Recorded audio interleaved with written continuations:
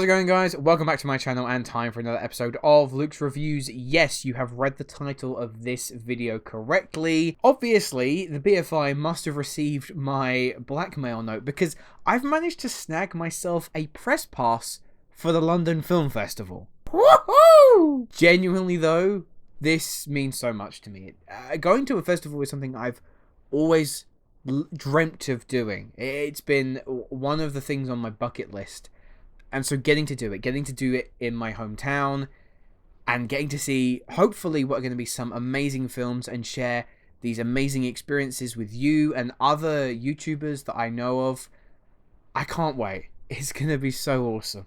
And the film that has kicked off this festival for me, well, they did it as a pre-festival press screening, is Julia Ducournau's Palme d'Or winning Titane, or Titane. I'm not 100% sure. Now, Titane is best experienced knowing next to nothing, so if you want that, thanks for stopping by.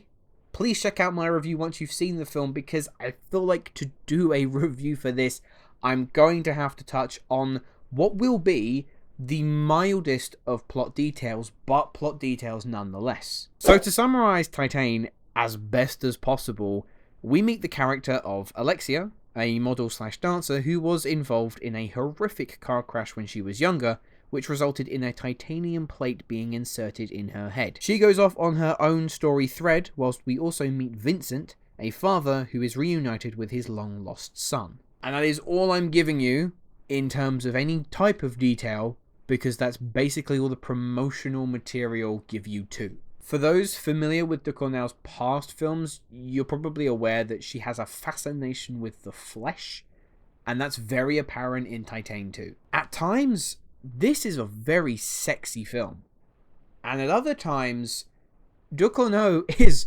trying her best to traumatize you with some incredibly visceral imagery. Don't eat before watching this. We're talking about Cronenbergian levels of body horror here that left many in my screening of the film wincing. But Ducournau further cements how talented a filmmaker she is by balancing that almost grotesque and disturbing imagery against a seriously pitch black and macabre sense of humor. It's practically masterful direction of how she's able to hold the audience in the palm of her hands as we go from reeling in terror of what we're seeing on screen to laughing our asses off within the space of a few seconds. As far as the story is concerned for this film, be prepared for some sharp turns you just won't see coming. And I think, well, almost definitely for a lot of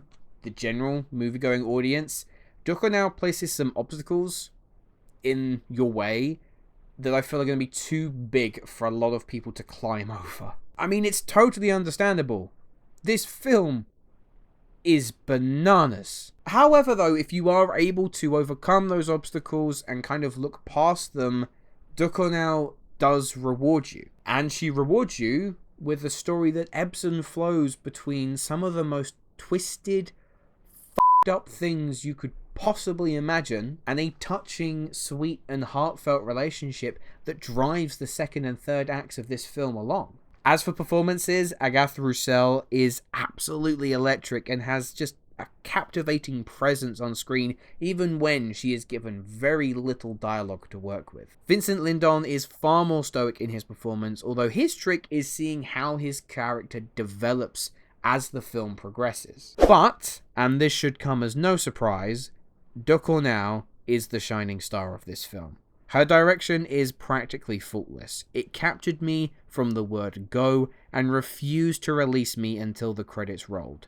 Sure, there are some leaps that Ducournau takes that didn't land as well as it has for others, but this is definitely one of those films that has been playing on my mind constantly since seeing it. So, I'm going to give Titane an 8.5 out of 10. Anyway, guys, those were my thoughts for Titane. Let me know, have you had a chance to see the film yet? Have you been fortunate enough to attend any preview screenings? I know it's come out for general release in America, but I don't think over in the UK it's not due out until December, so please, as much as possible, let's keep the comments spoiler free. I don't want anything in this film potentially ruined. But my question to you, I would like to know which of the films that are set to be released during the London Film Festival are you excited for?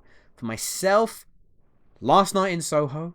I can't wait. It's my second most anticipated film of the year, and I'm getting to see it early on. That's awesome. I'm hoping to get a chance to see Spencer, as well as The French Dispatch, and if I can get into the screening, The Tragedy of Macbeth. I'm a huge Shakespeare fan, and I can't wait to see what Joel Cohen does with it this time. I'm going to be having a bunch of London Film Festival content coming your way very soon, but as always, thank you ever so much for watching, and I will see you in the next video. Hello, thank you so much for watching. I hope you enjoyed the video. If you have, make sure to click that like button, and if you aren't already, click that subscribe button too.